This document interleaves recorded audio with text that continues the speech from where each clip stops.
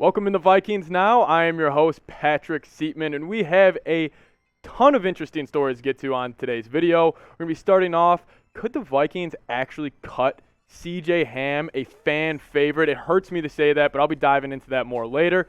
Ed Ingram, our second-round rookie coming from LSU. He got first-team reps today in the joint practice versus the San Francisco 49ers.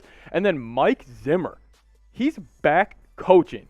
You guys are seeing that correctly. Mike Zimmer, he's back. But before we get into those three stories, if you are excited, Week 2, San Francisco 49ers, that's who we're going up against in the second preseason game. We had joint practices with them going on today and tomorrow. Go ahead, like the video if you're excited. And then, hey, if you already like the video, give me a skull down in the chat. I want to see the skulls down there. You know, I think it was 2 videos ago, we had a guy comment skull 20 times. Could somebody beat that? I don't know. But let's talk about C.J. Ham. So C.J. Ham, I know a ton of Vikings fans are saying, how could they possibly cut C.J. Ham? But I was talking to my guy Tom Downey out there, and he's been kind of laying the blueprints out, per se, to kind of show reasons why C.J. could get cut. KOC, Kevin O'Connell, our newest head coach for Minnesota Vikings, he just doesn't use fullbacks. Last year, the Vikings used fullbacks on 39% of offensive snaps, which was one of the highest in the league. And already in the first preseason game against the Las Vegas Raiders, they only used fullbacks 10% of the plays.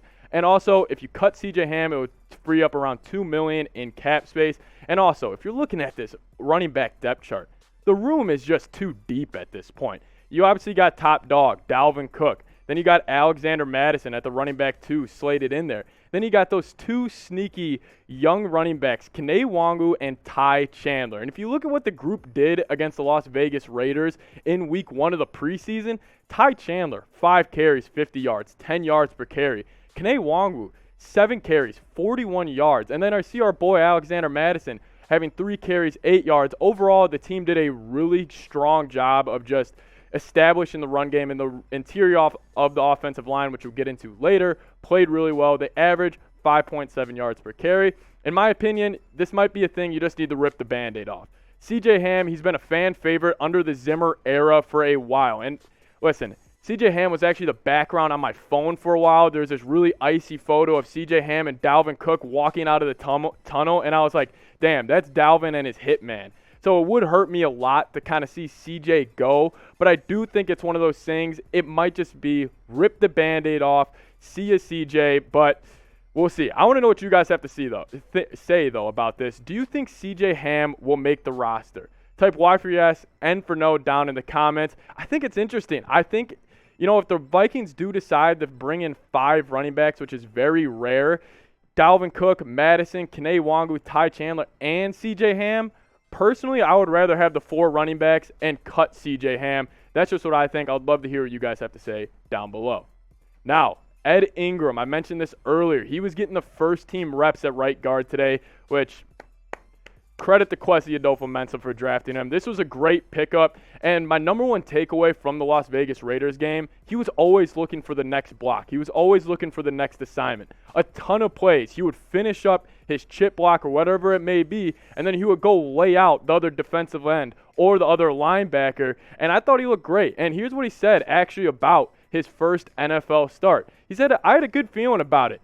Going into the game, I was excited, but I didn't want to have any nerves going into it. I was treating it like a college game, so I went in and I performed, and thank God for that. And he performed indeed. He looked great, and I love that mentality. Just treat it like a college game. You know, you dominated at LSU at the guard position. Let's just translate that over to the NFL. And our boy Chris Thomason, Vikings beat reporter legend, he said this, and this was a very interesting point about the Vikings offensive line, which it just makes me feel better about it going in the year. He said if Ed Ingram ends up starting at right guard, it could mean the Vikings have drafted 1 starter on the O-line in each of the last 5 drafts in the first or second round. 2018, Brian O'Neill in the second round. 2019, our boy Bradbury in the first round. And then 2020, Ezra Cleveland in the second round. And then last NFL draft, Christian Darrisaw in the first round. Then obviously Ed Ingram. If you're looking at this depth chart overall, you know, Jesse Davis is still slotting in there to be the starter, but with Ed Ingram consistently getting these reps, I think he could really assert himself and be the starting right guard against Green Bay. Brian O'Neill and Christian Darrisaw, the tackle positions, in my opinion, are set. Bradbury's a question mark. Ezra Cleveland, I like him, but he's still a question mark. But if you insert Ed Ingram, just the talent you would have on this offensive line, it would be special. But overall, I'm all in on Ed Ingram. I think he plays with tenacity, and he is everything that us Vikings fans wanted Wyatt Davis to be. Wyatt Davis was the all-decade Big Ten guard, and I had huge expectations for him going into the year. I think Ed Ingram is going to be exactly that. You know, he dominated in college, and I think it's going to translate over to the NFL. But I want to know what you guys think about this. Will Ed Ingram start Week 1 versus the Packers? Type Y for yes, N for no.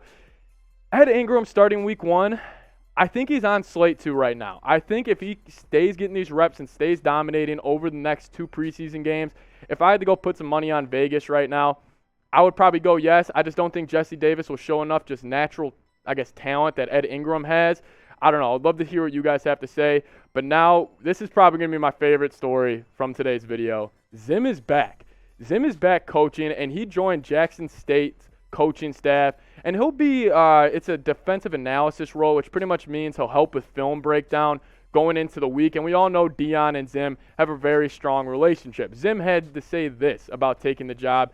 He said, listen, the pay's not good, but I do love Dion, and I do anything for him. He can open so many doors for these young men, but I'm extremely impressed with the way he's teaching them about life and not just football, and taking care of them and talking to them about real things that go on in the world and not the fluff stuff. Personally, I think this is pretty damn cool. I think, Mike Zimmer, could he go make more money and get a defensive coordinator job or a defensive assistant job in the NFL or at a high major D1 program? He could do that easily. He's still an elite defensive mind, and I do think with Zim, him helping out with Deion Sanders, I think it will actually bring a lot of attention to that Jackson State team that it wouldn't before. Obviously, they have Deion Sanders, this all-pro, all-time corner from the NFL, but now you're bringing in a really smart defensive mind like Mike Zimmer to help these corners out. If you guys remember, Mike Zimmer back in Dallas when he was the DC for the Dallas Cowboys, he originally started as a cornerback coach. So I think, listen, if you're a corner and you're top recruit in the country and you're picking a school to go to, just like Jackson State just got a top corner in last year's high school class that was coming out, I mean, hey, if I'm a corner and I'm a 4- or 5-star recruit, you could go play under Deion Sanders and play under this cornerback whisperer, Mike Zimmer. I would love it. I think it's just a pretty damn cool thing that's going on. And, hey, we're at the end of the video. I would love to see the skulls in the comments. I want to see the skull chant getting going. If you made it to the end of this video, type skull. Listen, I said it earlier. 2 videos ago, I had multiple people comment skull over 20 times. I want to see the end of the video, squad. Give me a skull in the comments. And then also, follow me on Twitter. I'll be tweeting about the Vikings all year long, at Pat Seatman NFL. I love chopping it up with you guys, and I'd love to hear your guys' thoughts on this joint practices with the 49ers and just the Vikings moving forward. We got a really strong Vikings community out there, and I can't wait to tap into it and talk to you guys about it. Thank you guys so much for watching, and as always, Skol Vikes.